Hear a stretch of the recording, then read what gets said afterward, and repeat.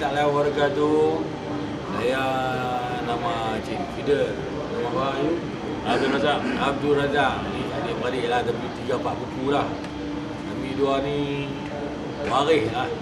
Secara kebetulan waris pada tanah wakaf yang nak dirobohkan surau ni. Bagi saya bukan datang sebagai untuk nak mempertahankan hak sebagai waris. Saya datang mempertahankan hak sebagai seorang Islam. Bagi saya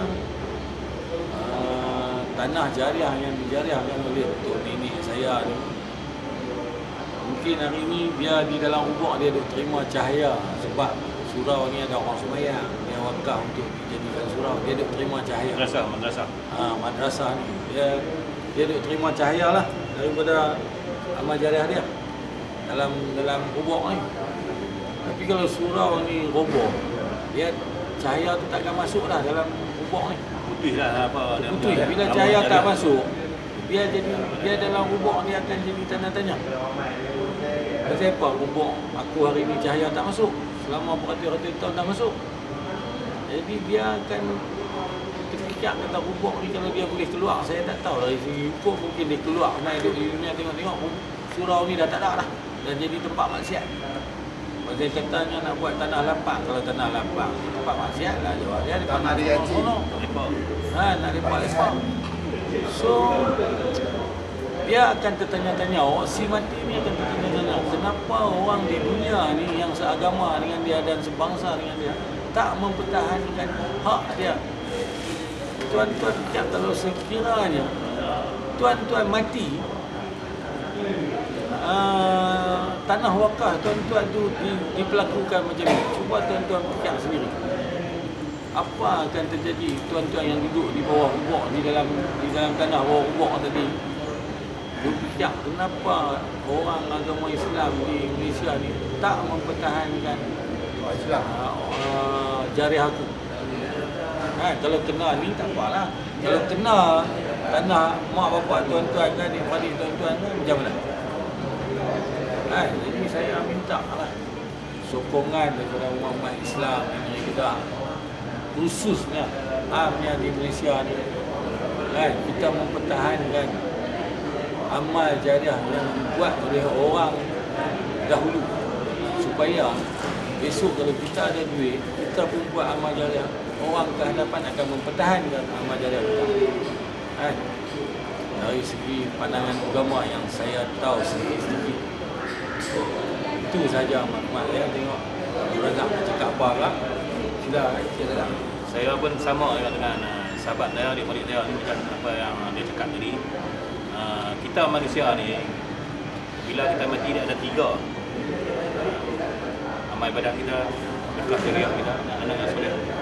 Dia mana tu nenek saya ni buat amal jariah sedekah. Bila kita ambil dia punya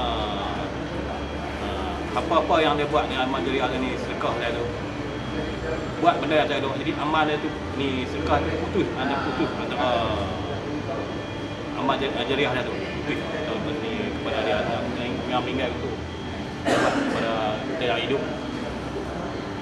Pula yang benda yang kita nak buat tu bukan yang nak buat benda yang jadi elok, benda yang nak buat shopping kompleks. Dia sahabat saya dekat tadi nak buat tempat tanah lapang. Tempat lepak lah, tempat benda budi dan benda-benda yang tak elok. Tapi jadi benda yang nak buat elok ni, dia surau tu, madrasah tu nak diroboh. Satu je. Satu lagi saya nak tambah. Kenapa kita hari ni pemimpin fikir nak roboh surau tu? Cuba kita fikir hala nak meramaikan surau madrasah tu. Tuan-tuan fikir, di Lebuh Raya ada surau yang tak bang, surau RNA punya surau. Itu pun ramai orang singgah sembahyang. Kalau di sini tuan-tuan fikir, besok kalau dah dibangunkan sebuah shopping kompleks yang bernilai 500 juta, pasti ramai orang akan datang membeli belah. So bagi kalangan-kalangan orang muda, orang tua-tua yang rajin pergi sembahyang, bila dia dengar abang, dia dengar azan, dia akan turun sembahyang. Jadi satu lagi, Macam saya ni kadang-kadang saya segan nak ikut isteri pergi shopping. Saya bolehlah duduk kat surau tu. Belajar baca Quran ke, belik-belik Quran ke, habis tak tahu nak buat apa, tolong sapu sampah ke. Masuk time sembahyang, kita pakai berjemaah ke. Saya rasa kalau kita berfikiran untuk kehala meramaikan madrasah tu, apabila ada shopping kompleks ni, saya rasa saya berani jaminlah 100%.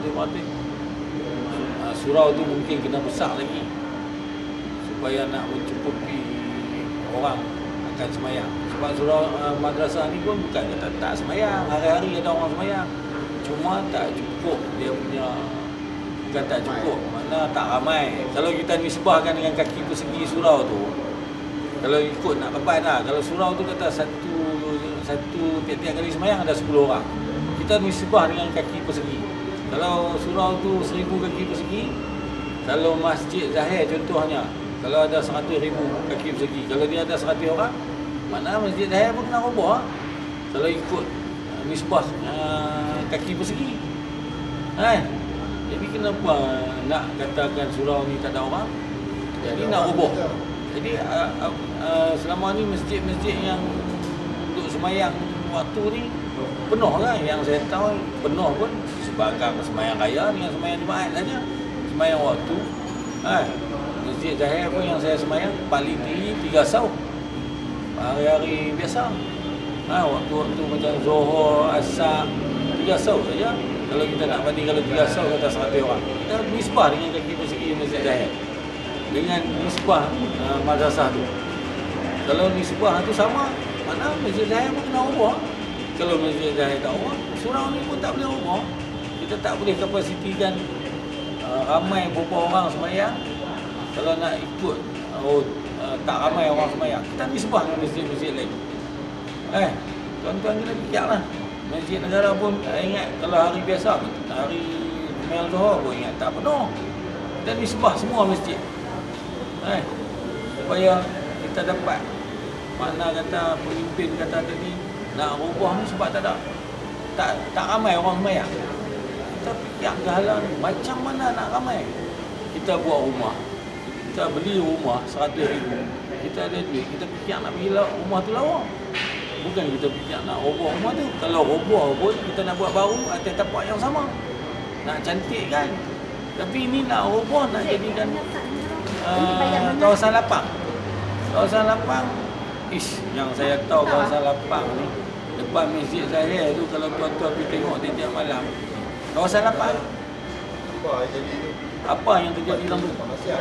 Tempat maksiat, berlungguk-lungguk kereta, motor yang duduk dalam kereta, macam-macam lah.